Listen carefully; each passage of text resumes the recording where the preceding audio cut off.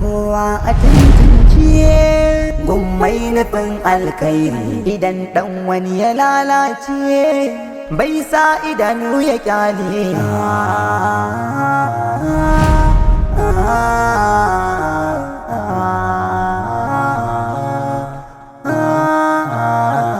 Amma umma, Alhaji Yalwa nan ba abokin mahaifina bane. Abokin shi ko kut. Waɗannan yaran fa wallahi ba a yi musu irin wannan abin da kake yi gaba ɗaya kai ka zama wani iri wallahi. To wallahi a daina gani na lalace haka. Na san abin da nake wannan harkan ba harka na bane. Na rantse har ga Allah ƴan anguwan nan ƴan garin nan ma gabaki ɗaya sai na fara musu tajara tukuna. Za su gane. Magana fa ake maka kayi shiru ka ji ko?